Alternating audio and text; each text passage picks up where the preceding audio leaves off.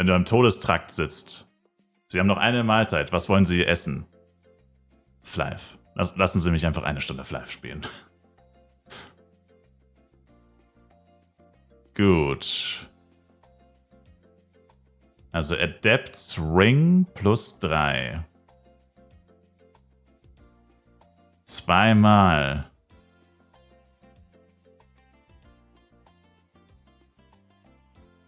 Oh Gott. Ohrringe. Das ist das Bescheuertste, weil die sehen alle gleich aus. Das ist richtig dumm. Hier. Adepts Demol Earring. Magiebeschleunigung. Warum sehen die alle gleich aus? Das ist so dumm, Alter. Adepts Demol Earring. Es gäbe auch Adepts Plug Earring tatsächlich, aber das ist Ass, das wollen wir nicht.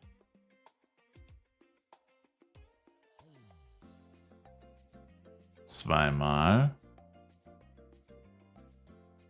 Und jetzt müssten wir noch 88 Staub haben, Baby. Yes. Yes. Halskette. Adepts. Ne, das ist Champion.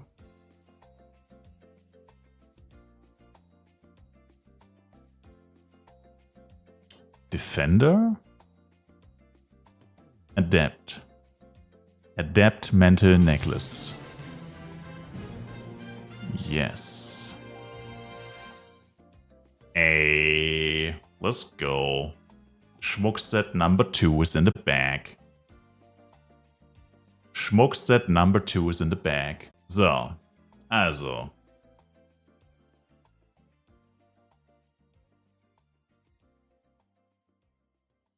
Die Kette ist sogar besser, Leute. Die ist sogar viel besser. What the fuck? Die ist ja viel besser. Also die Kette hier ist plus 12 und die Kette ist plus 0 und ist einfach doppelt so gut.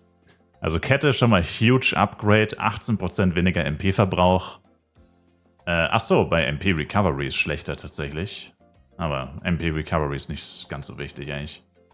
Dann Ringe haben wir 2-mal 51 Int und 6 Angriffskraft.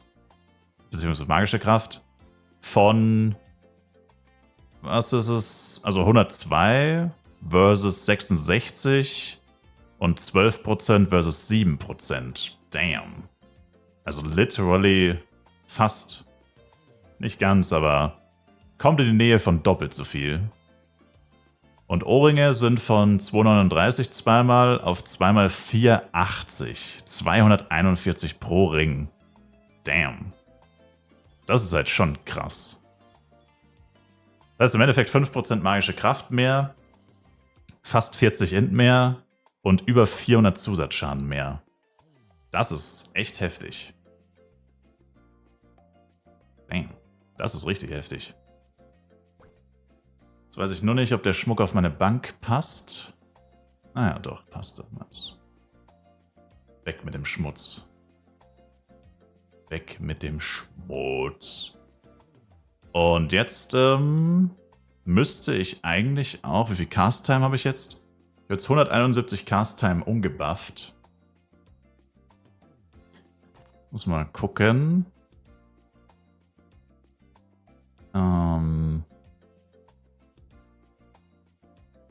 Jupp.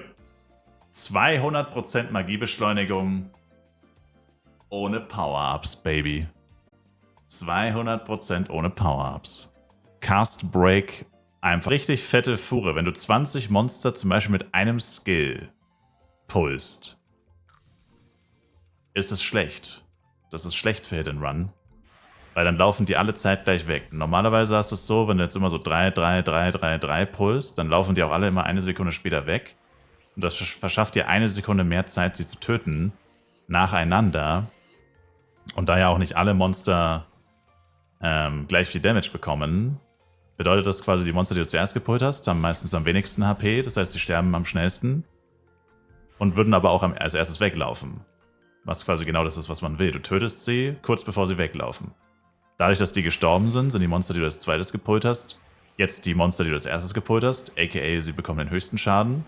würden aber auch gleich weglaufen, aber dadurch, dass sie jetzt wieder mehr Schaden bekommen, kannst du sie auch töten, bevor sie weglaufen. Aber wenn du 50 Monster alle auf einmal pullst, dann haben die alle gleich 4 HP und die Hälfte von denen wird 1000%ig weglaufen, weil du niemals schnell genug tot bekommst und alle laufen ja zeitgleich weg. Und das ist das Problem. Also eigentlich immer, wenn Monster weglaufen, habe ich entweder Link Attack vergessen oder so, weil ich es halt nicht stapeln kann, weil ich Free-to-Play keine Pious habe. Oder ich habe zu viele Monster auf einen Schlag gepullt oder irgendwas vergessen. Das bedeutet nicht, dass ich nicht genug Damage mache. Sonst würden sie ja immer weglaufen. Wieso kann man eigentlich als Master zum Beispiel 63 keine Inis für 61 plus laufen? Weil das zu einfach wäre. Also eigentlich ergibt es keinen Sinn, weil das als Master ja sogar eine verschlechterte Drop-Rate. Und was funktioniert ist, man kann downleveln und dann in den Dungeon gehen. Also eigentlich ergibt es überhaupt keinen Sinn. Da gebe ich dir grundsätzlich recht. Aber die Begründung ist halt, dass du als Master zu stark bist, I guess. Und das halt dann nicht vorgesehen ist, dass du da Dungeons farmst. Die Begründung ergibt aber eigentlich keinen Sinn, weil du kannst halt Folgendes machen. Also zum Beispiel, wenn du jetzt Level 160 wärst oder sagen wir 150, weil 150 ist das höchste Equipment. Du bist 150 und hast das beste Equipment im Spiel. Und dann sagen sie quasi, okay, wenn du jetzt Master machst, bist du wieder Level zum Beispiel 61. Und dann sagen sie, ja, okay, du darfst jetzt aber nicht in den Dungeon gehen. Obwohl du sogar 50% schlechter droppen würdest. Also es würde ehrlich gesagt auch keinen Sinn ergeben. Oder nicht so ultra viel Sinn ergeben, mit einer 50% verschlechterten Drop-Rate reinzugehen. Aber ist ja egal. Sie sagen dir trotzdem, ja, das darfst du nicht. Aber was du schon darfst, ist, du darfst auf 150 leveln, dir das beste Equipment holen und dann auf Level 61 downleveln und dann den Dungeon machen. Was natürlich dämlich wäre, weil wenn, dann würde man auf 90 downleveln und nicht auf 61. Aber das darfst du. Das funktioniert. Und du hast da zwar auch eine schlechtere Drop-Rate grundsätzlich, oder müsste schlechter sein, außer für Skins. Aber das würde funktionieren. Also eigentlich widersprechen sie sich so ein bisschen selber damit. Die Cam POV von dem Keyboard ist neu. Yeah. Für Leute mit Handfetisch ist die.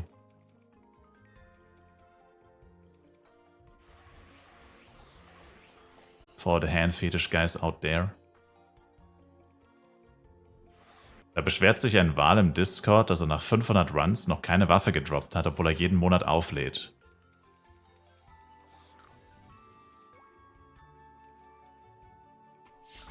Tja, will er damit sagen, man sollte ab einem gewissen Betrag einfach automatisch Sachen droppen und das Game somit noch mehr Pay-to-Win machen? Will er das damit sagen? Ist das sein Verbesserungsvorschlag?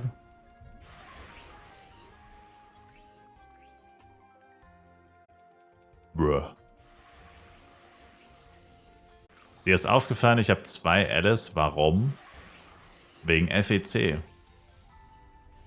Wegen FEC Nation.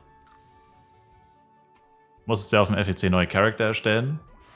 Und ich habe einen Charakter gebraucht, der möglichst, mein Plan war halt dort 8 Char-Taktik machen und zeigen, wie es funktioniert und pipapo.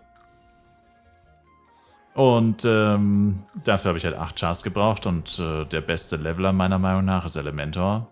Also musste ich mir halt noch einen Elementor machen. Und ehrlich gesagt war das ziemlich klug, weil das ist perfekt. Jetzt ist mein anderer Elementor auf Standby.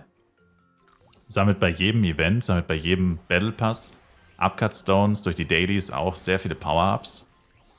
Und mit dem habe ich hier noch, ich habe aktuell noch 264 Upcut Stones auf dem Char. Also ich vermute mal, der wird dieses Jahr vielleicht sogar gar nicht mehr leer gehen. Also dem werden dieses Jahr die Power-Ups wahrscheinlich gar nicht ausgehen. Hoffentlich. Und das bedeutet einfach so viel wie, wenn der Char hier irgendwann mal leer ist, in einem halben Jahr, Dreivierteljahr, ein Jahr, whatever, irgendwann wird der hier keine Power-Ups mehr haben. Und in der gesamten Zeit hat aber der andere Power-Ups gesammelt, der andere Elementor. Aber wenn der Tag kommt, wo der hier leer ist der andere quasi wieder loaded, auch wieder mit 200 Upcut Stones. Ich trade ihm einfach mein Equipment rüber und habe wieder einen full-equippten Elementor mit hunderten Power-Ups, für die ich nicht einen Penny bezahlt habe.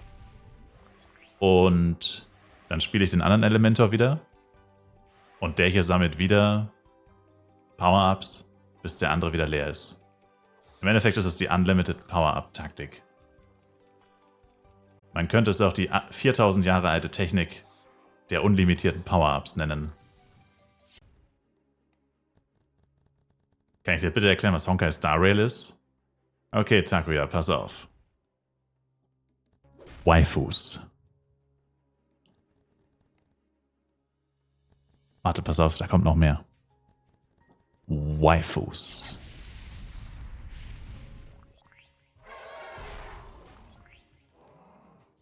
Gönn dir.